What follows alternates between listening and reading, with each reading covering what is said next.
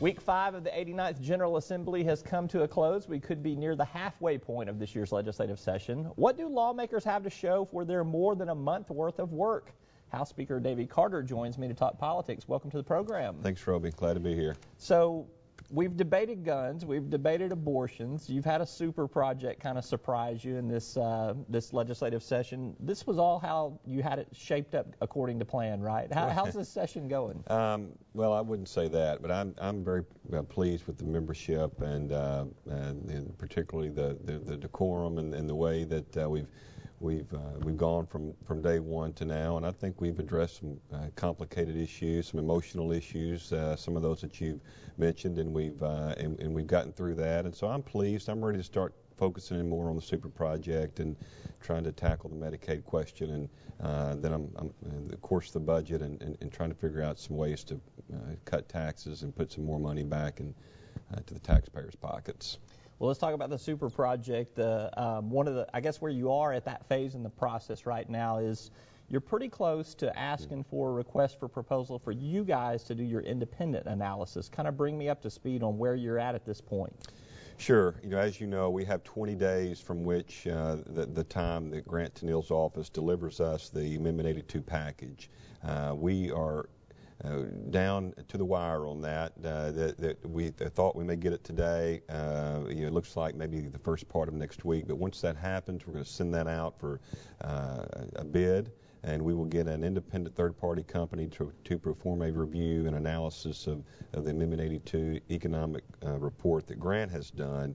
That will take up to 20 days. We will get that back. We'll distribute that to the membership, and all of the members will have time to do their own due diligence. And ultimately, there will be a bill, just as like any other bill, that will be filed and work its way through the committee system in both chambers and ultimately for a floor vote. Do you think that you guys will ask for the same type of information, the same type of criteria that Grant's agency has provided in their analysis, or do you have some other questions that you want to see asked in the independent analysis that you guys are proposing? I think for the most part we'll have very similar objectives and what we're looking for on data-wise. At the end of the day, we just have to make sure that this is a good investment for the taxpayers of Arkansas, and there are a lot of things that go into that.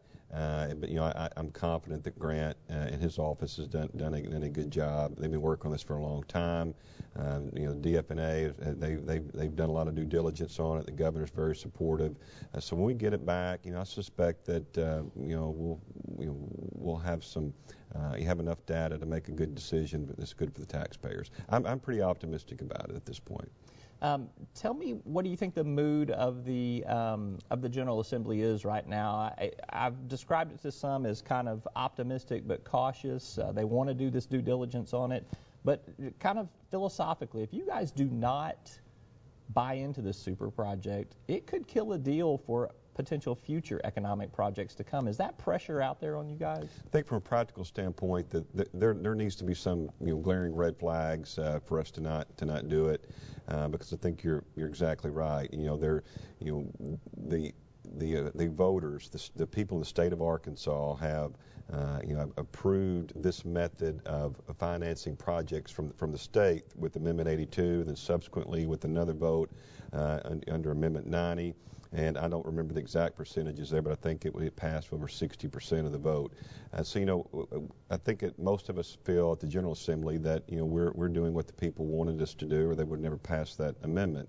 So unless there's some red flag out there, I think there's probably going to be a lot of support to pass it.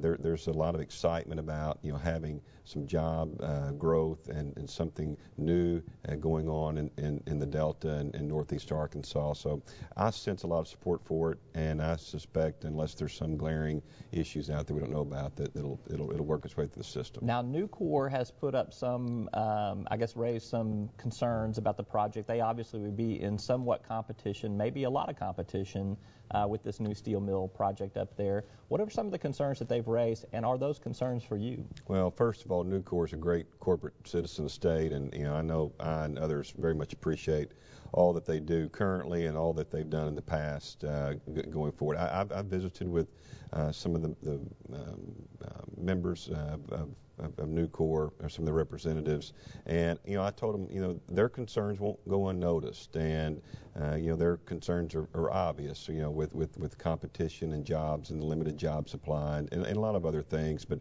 we're going to consider that, but that's not the only things that will be considered. We certainly have to look at some of the positive things that could come out of this with the new investment in that part of the state, and 500 plus jobs. It's awfully hard to turn that down again, unless there's some red flags out there that we don't know about yet. Let's shift our attention and talk about Medicaid. Obviously, another dominant debate that has been going on more behind the scenes than out front, I would say, at the session so far. Right. Tell me a little bit about the conversations that you guys are having privately. I know you're not going to reveal all the details there, but I mean, tell me where you think some of the concerns are and what maybe some of the general attitudes are out there right now on the Medicaid potential for expansion, shoring up the existing program. Right. There's been a lot of effort on the existing, looking at the existing program first. I'll talk about that, briefly. So, Representative Westerman, Senator Sanders, and a lot of others. They've spent a lot of effort, a lot of time and effort on looking at how the existing program works and how we can do things better. So I would expect to see some legislation coming out from those guys and some others to address the current system, and how we can do things better. Give me some examples of what they may propose or what you think may be proposed. I think we're looking at eligibility procedures. Just for one example, some of the inner workings of the department generally with the audit unit that they have internally, just some structural things that could be looked at. They would be better to give you the details on that, but those are two examples, and I know they've got some other ideas as well. Beyond the current system, expansion is a whole nother animal, and I think the one consensus that all of us have that have been working on this very hard is there's not a magic answer. There are still a lot of moving parts from coming out of Washington, D.C. I think everybody that's in this dialogue will recognize that. And I think the upshot is that the Obama administration is still scrambling a little bit on trying to figure out how to deal with a situation that resulted from the Supreme Court's decision on what I call a carve-out provision on the opting, giving the states the right to opt in or opt out. So you see in the news where other states are taking some sort of expansion deal, and others are looking at other deals, and it seems we're not choosing from apples and oranges.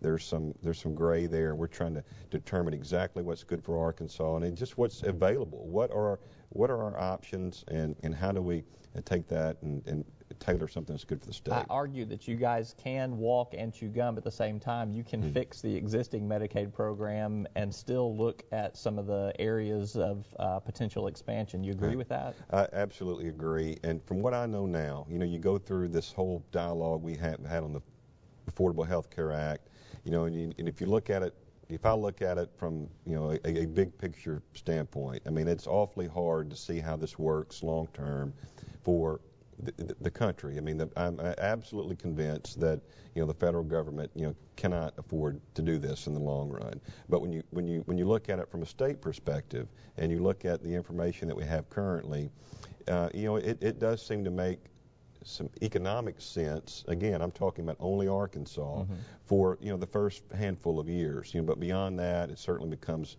more difficult to reach that conclusion. We are.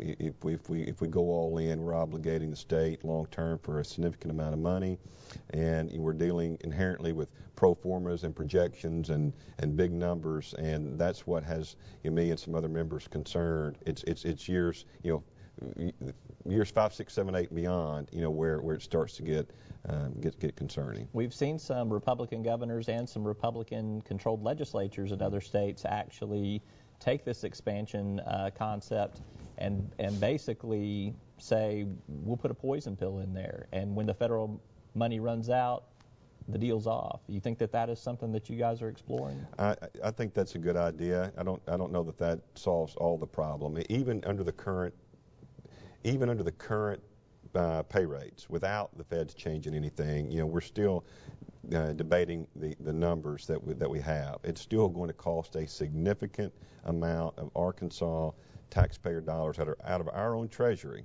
even under the current system. So I think that sort of thinking is very good, but you maybe can take that a step or two further in some other triggering mechanisms. All right, got about 30 seconds left here. Real quick, you've had some moves in the governor's race this past week. We've seen Lieutenant Governor Mark Darr bow out, endorse Asa Hutchinson, Sheffield Nelson maybe playing with some stuff. Everybody keeps throwing your name out there in the mix. Where are you today? Yeah, I've got my hands full, and I really feel like I'm at a crossroads in life, Roby, and with the way that the speaker's race played out, and career, and my age, and all these other things going on. I'm just going to reevaluate everything, once the session's over, and go from there.